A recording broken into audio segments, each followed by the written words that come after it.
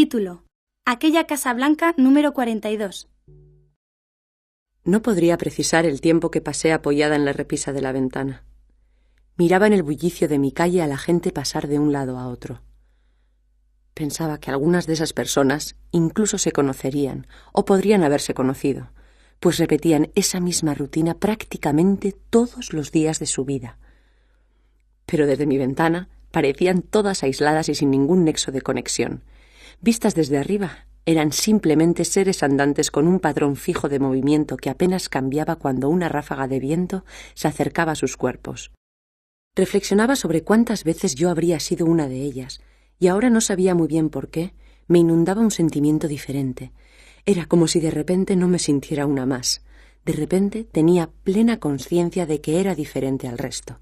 Ahora, que miraba desde la misma ventana de siempre, veía cosas que no había visto nunca.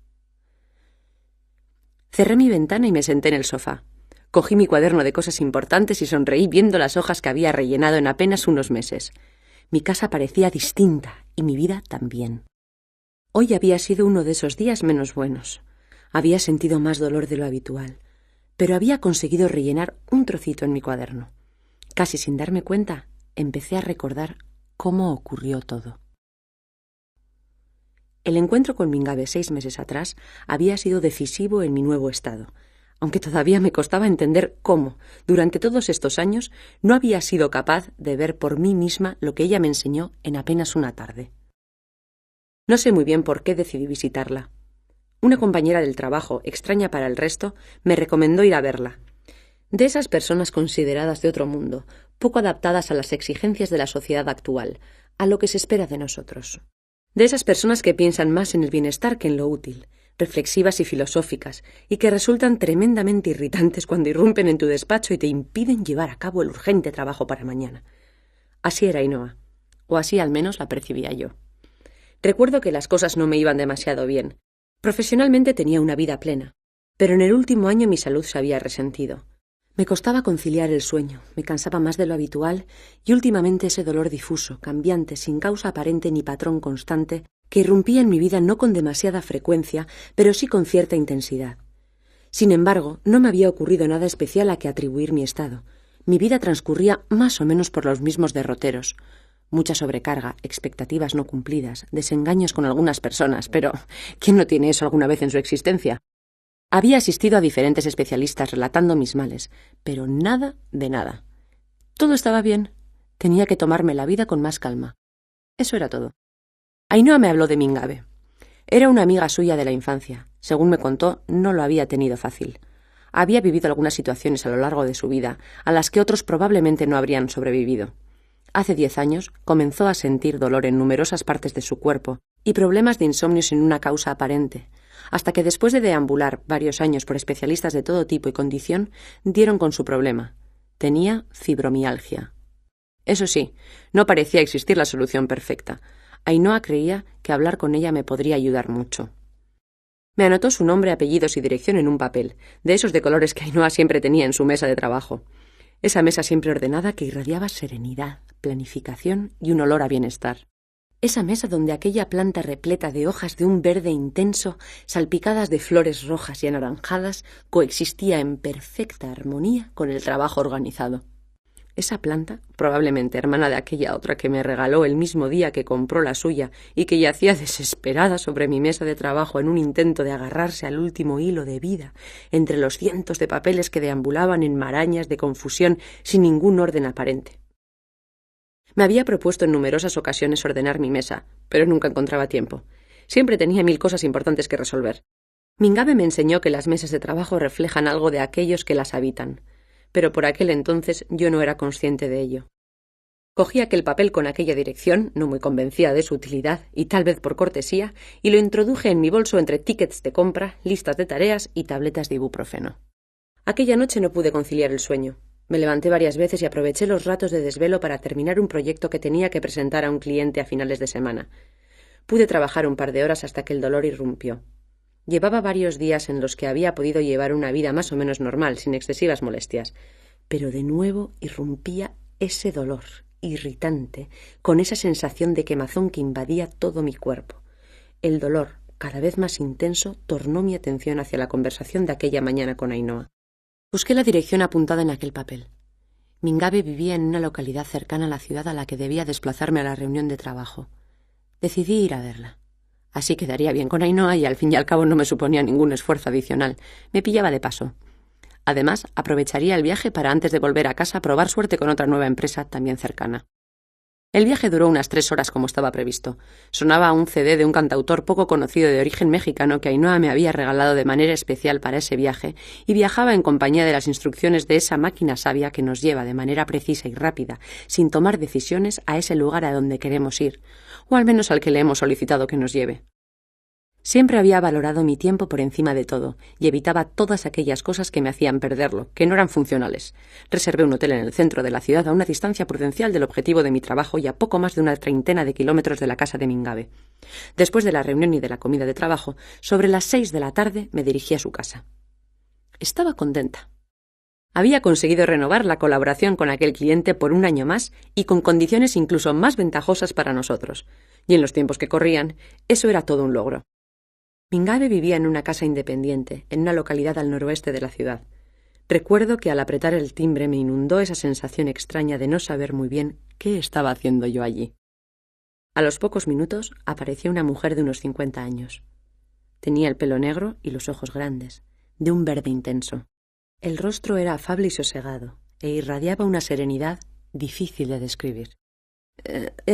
Hola, balbuceé un poco nerviosa. ¿Eres Mingabe?, pregunté. Ella asintió con la cabeza. Mira, yo soy Teresa, la amiga de Ainhoa. ¿Recuerdas? Ainhoa me dijo que te llamaría diciéndote que me iba a acercar, pero no sé muy bien si... Bueno, supongo que tendrías muchas cosas que hacer. Yo tampoco traté de justificar más bien ante mí misma que ante ella de manera nerviosa e incoherente. Mingabe me miró con una calidez inmensa y extraña que no me resultaba habitual en mis relaciones del día a día. No te preocupes, me dijo. Ainhoa me avisó de que vendrías. Te estaba esperando. Pasa, añadió, mientras señalaba la puerta entornada de acceso a la vivienda, separada de la puerta de acceso desde la calle por unos pequeños metros de jardín. Poco podía imaginarme yo que aquel momento marcaría un punto de inflexión en mi vida, un antes y un después. Siempre había creído que para que eso ocurra tiene que pasarte algo extraordinario, como una enfermedad muy grave, una desgracia familiar o la muerte de alguien muy importante en tu vida. Tal vez por ello siempre me planteaba que prefería seguir con mi vida, con mis más y mis menos, con mis defectos y mis virtudes, renunciando a una felicidad que hasta ese momento, sin saberlo, probablemente habría pasado a mi lado al menos una vez cada día. El encuentro con Mingabe me ayudó a entender que, afortunadamente para nosotros, no es necesario que nos ocurra algo catastrófico en nuestras vidas para replantearnos qué queremos hacer realmente con ella, y que incluso en el caso de que nos ocurra, tenemos al menos una opción más que la irremediablemente derrotista que creemos que nos marca el destino. Sí, sin duda ahora, 6 meses después de aquel encuentro, sé que algo cambió cuando llamé a ese timbre situado debajo de ese número 42, en tinta azul sobre azulejo blanco. He leído en algunos libros que asociamos determinadas imágenes a experiencias de nuestra vida y que esa imagen resume todas las emociones, pensamientos y vivencias de aquel instante, aquellas que en su día supimos ponerles nombre y aquellas otras que nunca lo tendrán. Son imágenes reconocibles para el resto de las personas, pero con un significado único e inmenso para nosotros. Esa fachada de aquella Casa Blanca número 42, con esa puerta metalizada color verde, con el tercio superior abierto, confinado por barrotes apenas separados 10 centímetros entre sí, ha quedado grabada en mi memoria. No sé muy bien qué decir ni por dónde empezar. Recuerdo que le dije al inicio de aquella conversación. Además, estoy un poco nerviosa, la verdad. Ya sabes, esta vida que llevamos con tanta prisa y ajetreo. Esta noche tengo que preparar un proyecto para presentarlo mañana antes de regresar a casa, en una nueva empresa a la que queremos echar buscando nuevos clientes. Sonreí buscando cierta complicidad. La verdad es que no quiero llegar muy tarde al hotel. Expliqué mucho más cómoda con el fin de hacer saber que tenía un tiempo preciso y así jugar las dos con las mismas reglas. Ya, asintió Mingabe, mientras miraba la espuma del café con las tacitas marrones que había colocado en aquella mesita baja junto a un plato del mismo color con pastas de té. Pero algo te habrá traído aquí. ¿Qué esperas encontrar? Bueno, supongo que todo tiene que ver con el último año. No me encuentro bien, siento dolor, me canso con facilidad, pero no sabría definirte. Es algo como ajeno a mí, que no puedo controlar, que no sé por qué se produce. No todos los días son iguales, hay bastantes días buenos, pero no estoy bien. Y la verdad es que no entiendo por qué me pasa, porque los médicos me dicen que no tengo nada. Añadí. El hecho de que no tengas nada no quiere decir que estés bien. Lo realmente importante es lo que tú sientes. Tu dolor es algo incuestionable, aunque aparentemente o médicamente tu cuerpo esté bien.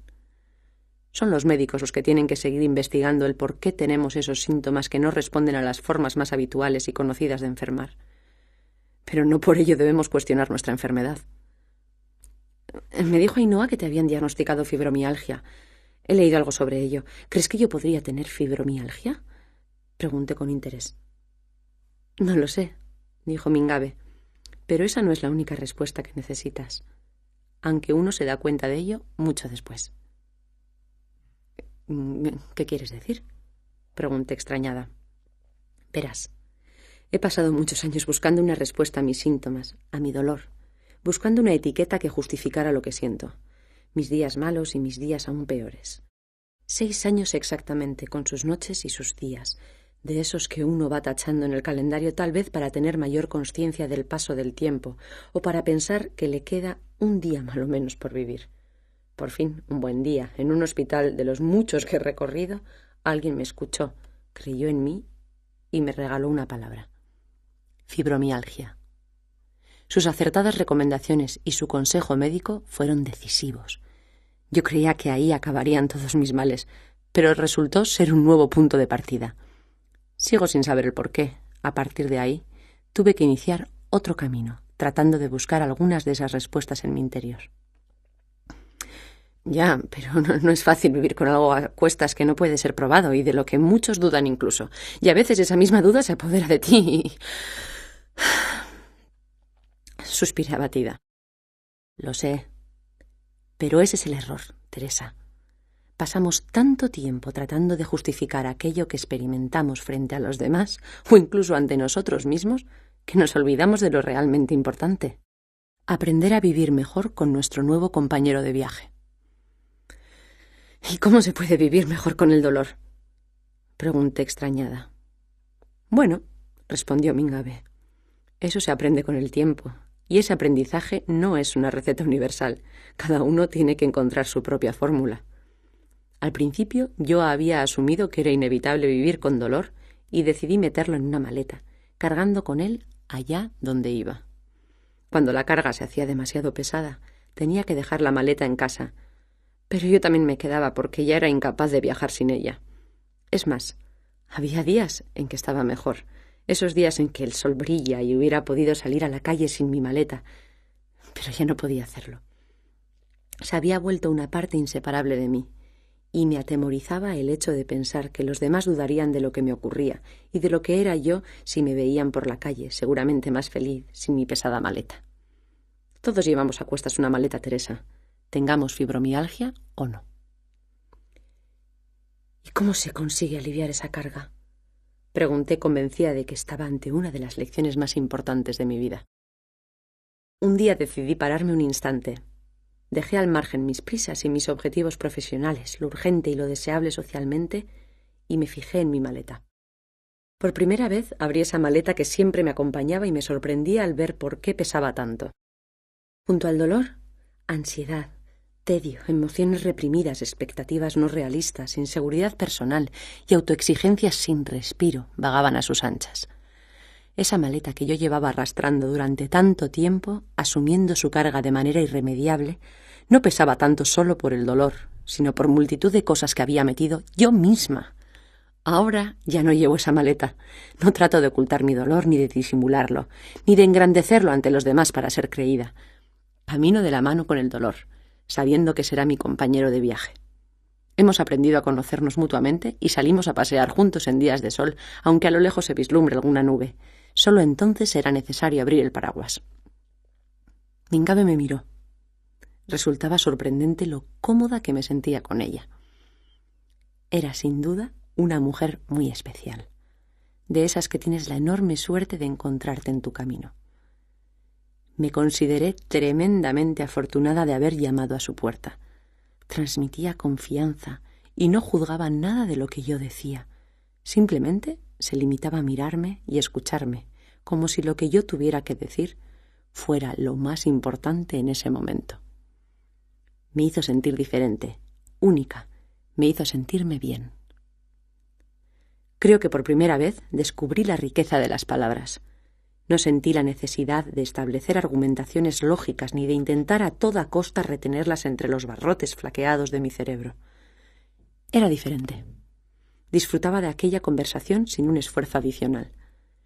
Era como si aquellas palabras se tornaran en melodías, formas y colores especiales y produjeran sensaciones indescriptibles en el roce con mi piel. Durante aquella maravillosa y apacible tarde hablamos de muchas otras cosas. Revisé uno a uno los lastres de mi maleta y le di forma y nombre a cada una de esas cosas inservibles que tanto me pesaban. Me pregunté cómo habían ido a parar allí, aunque no obtuve todas las respuestas aquella tarde. Identifiqué los retazos de por si acaso, que no dejaban espacio a lo verdaderamente importante. Recordé mi mesa de trabajo y pensé en todos los por si acaso que había sobre ella, en los por si acaso de mi casa, en los por si acaso de mi vida y en los por si acaso de las vidas de otros que había asumido sobre mis hombros. Me sorprendí de cuántas veces esos por si acaso se habían convertido en una obligación asumida.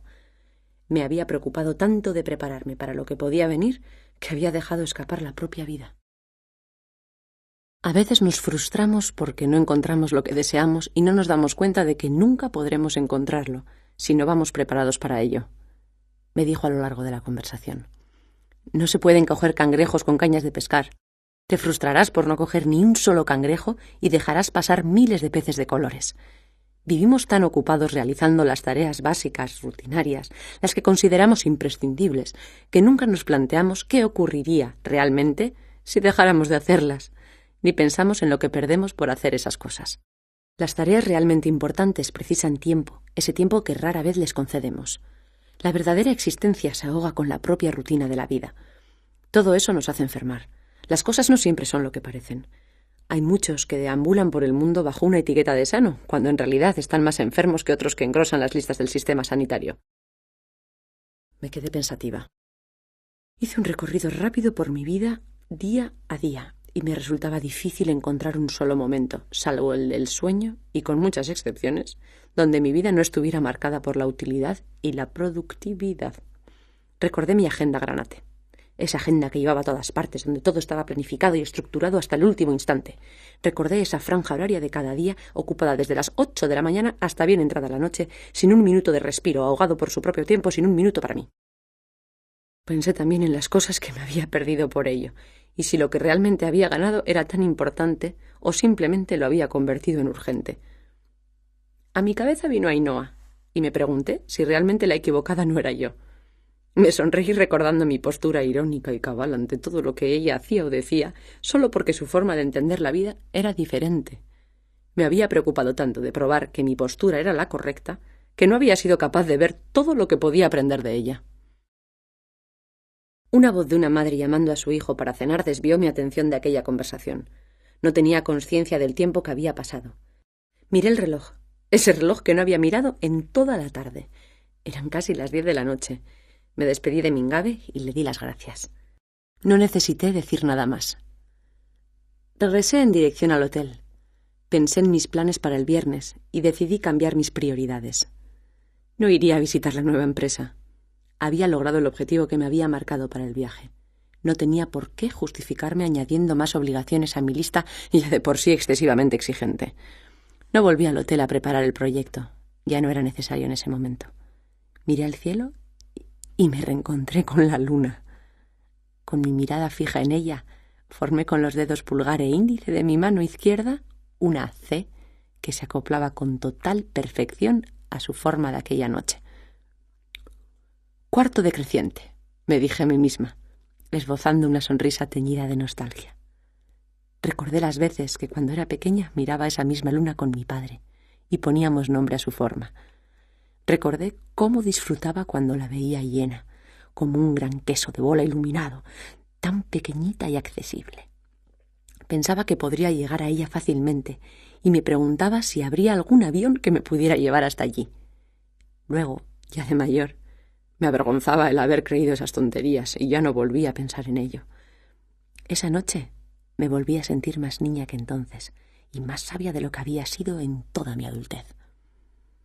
La mañana siguiente la dediqué a explorar la ciudad. Descubrí gentes, calles, costumbres, aromas y paisajes urbanos. Aprendí a valorar los detalles.